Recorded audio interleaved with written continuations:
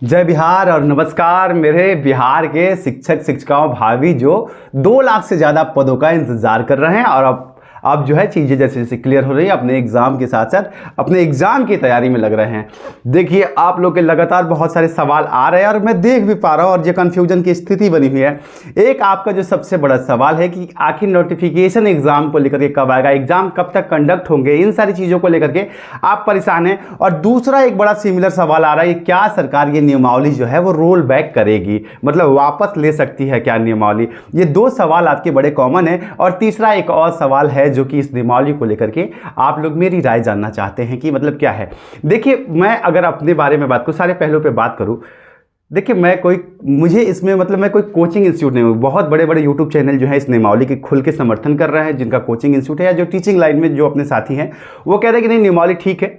मैं भी इस नियमावली के खिलाफ नहीं हूँ। शिक्षा सुधार के बारे में, बिहार में शिक्षा सुधार होना चाहिए और ये नियमावली शिक्षा सुधार के लिए बहुत ज़रूरी है अगर इसको बहुत ही फुल प्रूफ इंप्लीमेंट किया जाए। लेकिन मेरे इसमें कुछ ना कुछ क्लॉज हैं भाई, और मैं आंख बंद करके इस नियमावली को अप्रूव नहीं कर रहा हूं क्योंकि मुझे इसमें दिक्कत लग रही है। तो मेरी ओपिनियन अगर आप जानेंगे तो हो सकता है आप लोगों को थोड़ा बुरा लग जाए। और ये सच है कि भाई देखो, कोचिंग वालों के लिए या जो टीचर्स हैं उनके लिए एक बड़ा सा मार्केट मिल गया, काफ़ी लंबा। तो भाई उनके लिए तो ठीक है, वो कहेंगे कि बहुत अच्छी बात है, एग्जाम दीजिए, आप क्वालिटी एजुकेशन पे आइए। लेकिन बैकग्राउंड में बहुत सारी चीज़ें हैं, इसलिए मैं इस नियमावली से एग्री नहीं कर रहा हूँ। सबसे पहली बात यह है कि नियमावली बहुत अच्छी है लेकिन टाइमिंग गलत है।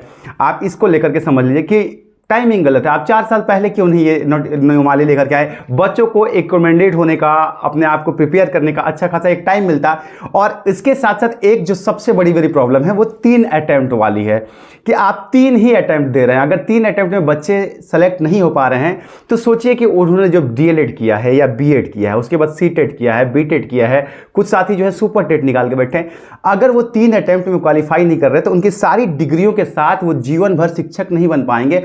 तो एक तरफ उन्होंने अपनी पढ़ाई गवाई, अपना उम्र गवाया, अपना तजुर्बा गवाया, और 3 अटेम्प्ट में अगर वो, और बहुत सारे आप में से साथी ये भी कह सकते हैं ना कि 3 अटेम्प्ट में अगर नहीं निकालेगा तो वो योग्य नहीं है। ये देखिए जो एक कॉमन होता है ना, देखो यूपीएससी 6 अटेम्प्ट क्यों देता है, फिर बीपीएससी 8 अटेम्प्ट क्यों देता है, फिर अगर आप यही बात को अगर ग्राउंड ले रहे हैं तो क्योंकि देखिए पहला अटेम्प्ट तो आपका ये सिलेबस समझने में और प्रिपरेशन करने में काफ़ी ज़्यादा खत्म हो जाएगा। ज़्यादातर लोग समझ ही नहीं पाएंगे।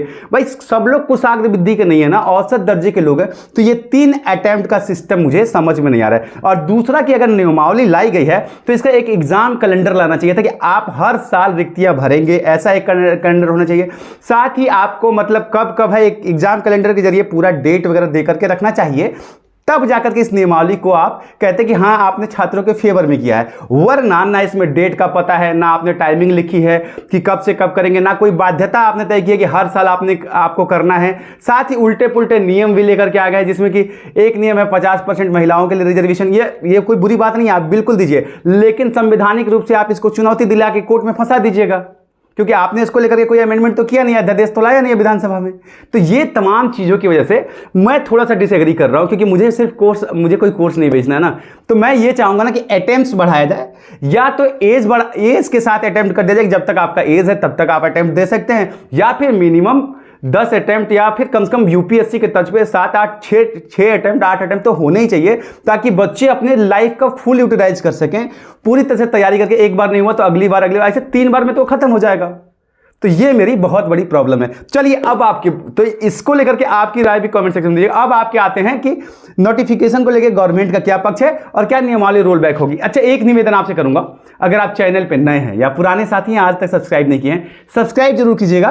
क्योंकि अभी मैं आपको बताऊं तो मैं अपने प्रोफेशन के विपरीत, मैंने इस मामले में बहुत सारे साथी मेरे पास आए हुए थे कि इस मामले को लेकर कोर्ट में चैलेंज किया जाए, लेकिन मैंने इसे फिलहाल चैलेंज नहीं किया साथियों। सिर्फ आप लोगों के लिए कि भाई चलो ठीक है, प्रोफेशनली आपको केस लेना चाहिए, लेकिन अगर हम कोर्ट में जाएंगे, हमें पता है कि कौन कौन से पॉइंट्स लूप होल हैं, तो कहीं ना कहीं ये अपनी तरफ से सरकार से फंसे ना फंसे कोर्ट से फंस जाएगा। और मैं इससे फंसाने का जरिया नहीं बनना चाहता हूं क्योंकि काफ़ी मेहनत के बाद, आप सबके साथ काफ़ी मशक्कत के बाद फाइनली ये नियमावली आई है और आगे की चीज़ें बढ़ रही हैं। इसलिए मैं इसे और सरकार की तरफ से जब मुझे पता चला कि कब ये नोटिफिकेशन की प्रक्रिया किस तरीके से ये आगे बढ़ाने वाले हैं, तो मुझे लगा कि मुझे इसमें रोकने जैसा कोई काम नहीं करना चाहिए। फिलहाल सरकार का जैसा भी चल रहा है वैसे चलने देना चाहिए, इसलिए मैंने इसको ऑब्जेक्ट नहीं किया है। तो प्लीज़ सब्सक्राइब जरूर कीजिएगा, ये आपसे निवेदन है, क्योंकि आप सबके लिए इतना भी तो कोई नहीं करता है।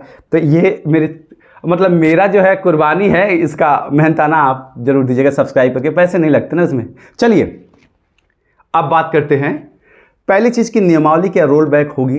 प्रोटेस्ट बहुत सारे हो रहे हैं, सरकार की तरफ से अलग अलग स्टेटमेंट आ रहे हैं, लेकिन मुझे जो सूचना मिल रही है, विभाग और मंत्रालय दोनों इस नियमावली पर बहुत ही ताकत के साथ खड़े हैं। वो रोल बैक करने के मूड में नहीं है। अंटिल कोर्ट इंटरवीन ना कर दे, सरकार रोल बैक नहीं करने वाली इस नियमावली को। तो इसलिए आप अपनी पढ़ाई के लिए तैयार हो जाइए, और अगर आप पढ़ाई शुरू कर चुके हैं तो अच्छी बात है। अब आप अपने किताबों की तरफ जाइए। बहुत जल्द आप चैनल पे जुड़े रहिए, बहुत जल्द, इवन आपको पता है सबसे पहले मैं ही बताऊंगा, तो बहुत जल्द मैं आपको सारी चीज़ें बता दूंगा, क्या क्या चीज़ें आप कर रहिएगा और क्या क्या चीज़ें आपको नहीं करनी है। तो उस हिसाब से आप तैयारी शुरू कर दीजिए।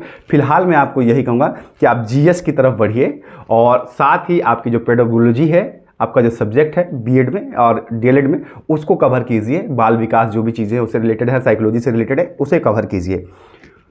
दूसरी चीज़ कि अब एग्ज़ाम को लेकर के कि कब नोटिफिकेशन देंगे, इसको लेकर के सरकार ने अपना जो रोड मैप बनाया है, आप देखिए अभी उन्होंने माध्यमिक की रिक्तियाँ मांगी हैं और साथ ही प्राथमिक की रिक्तियाँ पहले से लेकर के रखी हुई हैं, इसलिए उसको मांगा नहीं है। हालांकि एक बार फिर से हो सकता है कि अप्रैल तक के लिए पूरी रिक्तियाँ प्राइमरी की भी मांग ली जाए, लेकिन सरकार जो है नोटिफिकेशन मई के लास्ट वीक में, याद रखिएगा मेरी बात, या जून के फर्स्ट वीक में नोटिफिकेशन देने के मूड में है, और उसी हिसाब से वो अपने काम को इंप्लीमेंट कर रही है अंटिल ऑनेबल कोर्ट की तरफ से। क्योंकि बहुत सारे साथी कोर्ट में जा रहे हैं, मैं आपको बता रहा हूँ, हालांकि मैं केस नहीं ले रहा हूँ, लेकिन फिर भी बहुत सारे वकील जो हैं केस टेकअप तो करेंगे। सब आपके साथ भावनात्मक रूप से तो जुड़े नहीं है।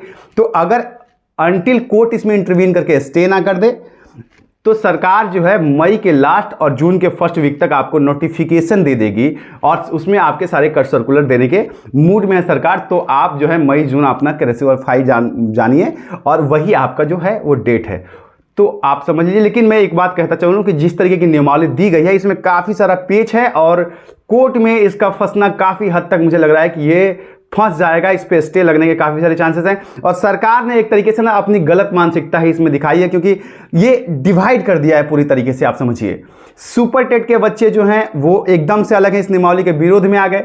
जो साथी जो परस्यूड हैं, अभी मान लीजिए कि जिनका बीएड चल रहा है या डीएलएड चल रहा है, सीटेट 2023 वाले, वो इसके साथ खड़े हो गए कि भाई ठीक है, अभी अभी वो एलिजिबल हुए और अभी अभी उनको मौका भी मिल जाएगा, तो वो उनके पक्ष में अच्छी बात है। और जो साथी 4 साल से वेट कर रहे हैं, वो अपने आप को ठगा हुआ महसूस कर रहे हैं। एक तरफ उनको नियमावली से दिक्कत हो रही है, दूसरी तरफ ये सोच रहे हैं कि अगर इसका विरोध करेंगे तो और आगे चली जाएगी, तो और नुकसान होगा, तो वो कुछ बोल ही नहीं पा रहे हैं। तो सरकार ने जो है बड़े मास्टरमाइंड से सबको चित्त कर दिया है, और जो भी चीज़ें हैं उसको इस तरीके से फंसाया है कि सारी की सारी वोट बैंक पॉलिटिक्स जो है उनके अगल बगल चले, और खींचते खींचते ये इलेक्शन तक पहुँच जाए। तो ये मेरा मानना है। बाकी आप सबकी राय कमेंट सेक्शन में जरूर दीजिएगा, और फिलहाल आप जून के फर्स्ट वीक का इंतजार कीजिए अपने नोटिफिकेशन के लिए। मिलता हूं, प्रणाम।